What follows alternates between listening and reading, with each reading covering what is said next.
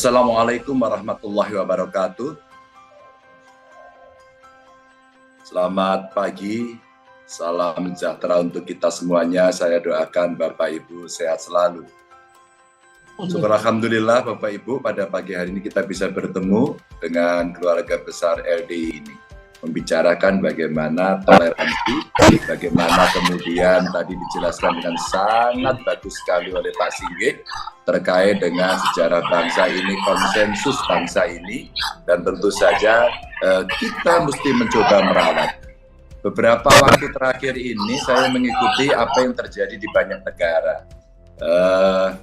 Diwawancarailah saya 2 hari yang lalu oleh mahasiswa ilmu politik dari Amerika. Mereka bertanya tentang how about democracy in Indonesia gitu. Lalu saya bercerita tentang pengalaman mulai pemilu tahun 1955 yang menurut saya yang pertama kali, partainya banyak dan hasilnya juga lumayan. Setelah itu pemilunya tidak ada kabar lagi dan kemudian masuk pemerintahan era baru dan kemudian terjadi klasterisasi di dalam partai-partai, terus kemudian ya cukup stabil agak lama sampai tahun 99 dan tahun 99 berubah dengan sangat dahsyat sekali. Karena apa? Karena kejadian ya 96 ada terjadi tragedi demokrasi, terus kemudian 98 terjadi situasi chaos, ekonomi hancur-hancuran, terus kemudian 99 terjadi pemilu. Itu sejarah Bapak Ibu. Dan hari ini kita kemudian mendapatkan satu mungkin berkah. Mungkin juga kalau kita tidak bisa merawat, maaf ya bisa jadi musibah. Apa itu? Suasana yang sangat demokratis menuju partisipasi masyarakat untuk membangun yang jauh lebih baik. Lalu siapapun sekarang bisa menjadi apapun. Mungkin tanpa ada proses demokrasi dan demokratisasi yang terjadi, kayaknya saya tidak mungkin menjadi gubernur Jawa Tengah begitu. Tidak mungkin saya dulu menjadi anggota DPR RI. Maka di samping cerita tentang bagaimana wawancara seorang mahasiswa dari Amerika ke saya kurang lebih 30 menit itu, ternyata Bapak Ibu turunannya banyak sekali. Tadi saya sepakat sekali bahwa pendiri bangsa ini ada politisi, ada para ulama begitu ya. Terus kemudian ada tokoh-tokoh masyarakat yang merepresentasikan banyak kelompok. Mereka menginginkan kehidupan yang jauh lebih baik. Mereka menginginkan harapan-harapan masa depan sebagai bangsa dan negara yang lebih baik. Tentu saja konsensus atau sepakat ini yang mesti kita rawat. Di dalamnya pernik-perniknya banyak Bapak Ibu. Ada pesan kesejahteraan, ada pesan toleransi, ada pesan saling menghargai, ada pesan hak asasi. Wah, sekarang lebih banyak lagi. Ada pesan gempuran bonus demografi, karena banyak sekali anak muda kita, besok ke depan mereka ini mau kita apakan?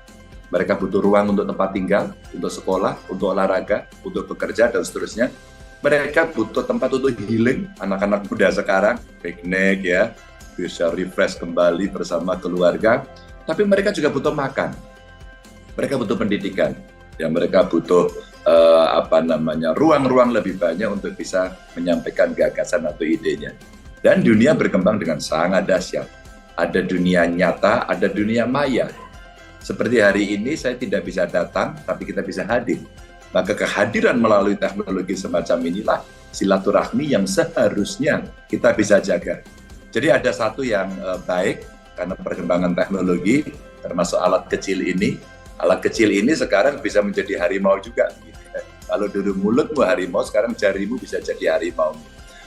Bapak Ibu, hadirin yang sangat saya hormati, maka saya senang sekali LDI membawa tema ini karena konteksnya menjadi pas. Tahun-tahun depan, bulan-bulan depan, ya kira-kira ya 3-4 bulan ke depan situasi kita pasti bisa hangat. Tapi siapa yang bisa mendinginkan? Ya kita. Karena apa? Karena toleransi. Kalau kita berbeda pada pilihan-pilihan, buat saya itulah penghormatan yang mesti diberikan. Itulah ujian yang mesti diberikan. Maka sekarang kita mesti betul-betul bisa membaca bagaimana sejarah itu bisa berjalan, bagaimana tantangan masa depan itu mesti kita respon, dan bagaimana posisi kita hari ini ketika kita berkomunikasi dengan yang lain. Maka Bapak Ibu yang sangat saya hormati, ketika kita melihat perbedaan suku, tapi dia orang Indonesia, toh mimpi kita adalah mimpi kemakmuran bersama. Ketika kita berbeda, melihat perbedaan ras atau golongan, toh ketika kita orang Indonesia, pasti mimpinya sama. Atau barangkali ketika kita berbeda agama, pasti mimpinya sama. Maka kemudian, bagaimana kita saling menghargai, saling menghormati itu. Saya bertemu dengan banyak tokoh agama beberapa hari terakhir.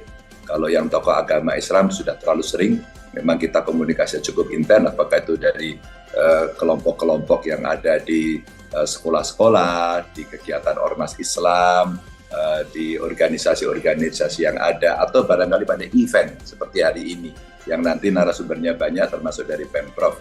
Ya, kalau kemudian kita berbicara pada agama yang lain, umpama kemarin pembacaan Tripitaka, itu kalau kita seperti MTQ gitu kayaknya ya kalau Muslim, itu di Borobudur dan mereka menyampaikan penghormatan karena kami terima kasih Pak, sekarang kami bisa menggunakan sebagian kecil ruang dari Borobudur untuk ibadah umat Buddha.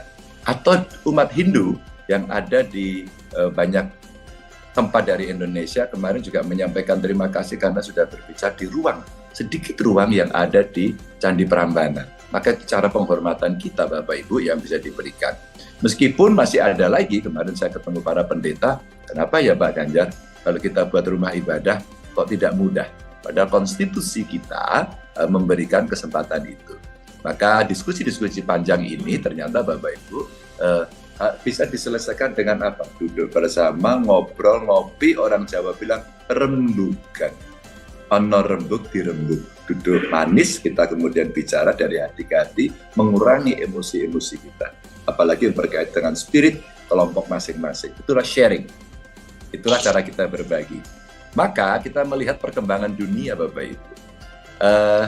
Amerika beberapa waktu hari terakhir, tahun terakhir maksud saya, ya sebagai negara kampion demokrasi ternyata ya terjadi banyak masalah. Ternyata yang kelompok putih, kelompok hitam masih bentrok. Ada pemilu kemarin pilihan presidennya tidak sama pengakuannya di antara kelompoknya, lalu parlemennya diduduki.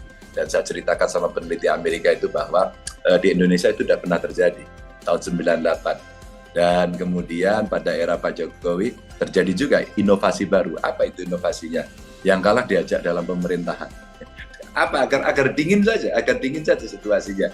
Dan kemudian saya kira this is the long way experiences from Indonesia demokrasi. Jadi sebenarnya kita sampaikan kepada mereka bahwa akhirnya Indonesia juga punya pengalaman yang bagus kok. Karena para ulamanya, para politisinya, para tokoh masyarakatnya, tokoh-tokoh agamanya bisa berebut, bisa berkumpul. Seperti FKUB umpama saya ceritakan, FKUB ini menarik karena ada FKUB muda. FKUB muda ini sebagai satu cara bagaimana kita mengajak anak-anak muda untuk bisa berpartisipasi dalam merawat Indonesia, merawat keberagaman. Karena Bhinneka Tunggal Ika itu sebenarnya pertunjukan, statement yang menunjukkan bahwa kita itu memang beda. Jadi jangan pernah disama-samakan. Yang bisa dipersatukan. Itulah kalau guru saya menyampaikan, pelangi itu indah karena warnanya banyak.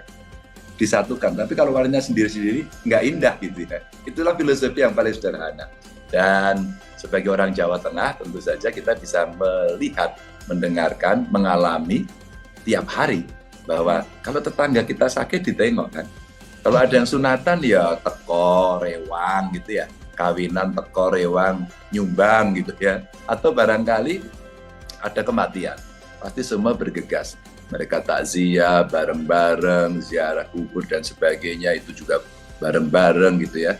Atau kemudian menggali kubur dari masyarakat, mendoakan dan sebagainya. Ada yang tahlil juga begitu dengan doa-doa masing-masing. Dan tentu saja itu suasana yang hari ini kita rasakan dalam konteks Indonesia. Dan saya terima kasih atas partisipasi banyak kelompok masyarakat, umpama pada saat pandemi kemarin. Semuanya bergerak, kelompok agama semuanya bergerak. Itu pertunjukan yang paling dahsyat. Maka saya terinspirasi oleh Bapak Ibu loh. Saya terinspirasi oleh kelompok-kelompok masyarakat loh yang sering menjaga itu. Maka muncullah Jogo Tonggo itu kan dari sana saya. Memangnya pikiran Ganjar sendiri? Enggak lah. tugas saya adalah merangkai, Bapak Ibu. Tugas saya merangkai. Yang kita harapkan nanti menjelang tahun-tahun politik ini, kita harapkan kita bisa meredam seluruh emosi. Kita bisa menyampaikan dengan baik. Saya juga berkomunikasi dengan tokoh-tokoh, tokoh agama, tokoh masyarakat, ketua-ketua partai, begitu ya. Saya omongkan dan seringkali saya upload. Saya haji kemarin ketemu dengan Mas Anies, saya upload ya. Kemarin ketemu dengan Pak Prabowo, saya upload gitu. Ketemu dengan Cak Imin kemarin saya upload gitu. Ketemu dengan Pak Erlangga saya upload. Untuk apa? Untuk mendinginkan saja.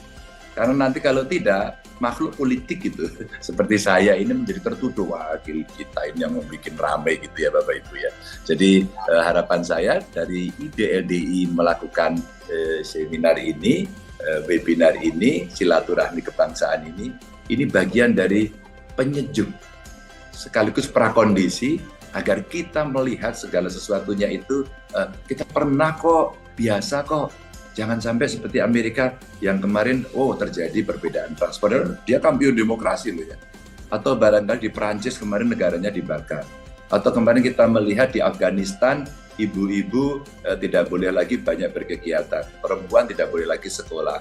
Musik tidak boleh di sana. Akhirnya apa? Semua bermigrasi ke Pakistan. Ini contoh-contoh negara yang sudah ada. Sudah ada contohnya. Maka mari kita mulai sadar untuk membangun itu demi cita-cita kita bersama-sama. Jadi pada saat dulu negeri ini berdiri, kemudian ketemu pemikiran-pemikiran para pendiri bangsa untuk kita bicara harus ada dasar negara loh ya. Terus kemudian muncul Pancasila. Pancasila pun tidak begitu saja. Diskusinya panjang sekali, termasuk dari kelompok-kelompok masyarakat. Ulama dulu berperan ya. Ketika kemudian ada Piagam Jakarta dan kemudian akhirnya harus ada kalimat yang dihilangkan, itu ulama berperan sangat tinggi sekali. Jangan dilupakan loh itu. Kalau tanpa peran ulama kita juga tidak bisa itu ya. Jadi Bapak Ibu, konsensus ini yang disampaikan Pak Sigit tadi menurut saya bagian yang penting dan tugas kita merawat. Dan saya terima kasih atas partisipasi Bapak Ibu mau merawat ini karena ini yang kita lakukan. Merawatnya nggak sulit, Pak. Hanya satu saja. Mari kita berbuat baik terhadap sesama. Terima kasih. Mohon maaf kalau ada kekurangan. Wassalamualaikum warahmatullahi wabarakatuh.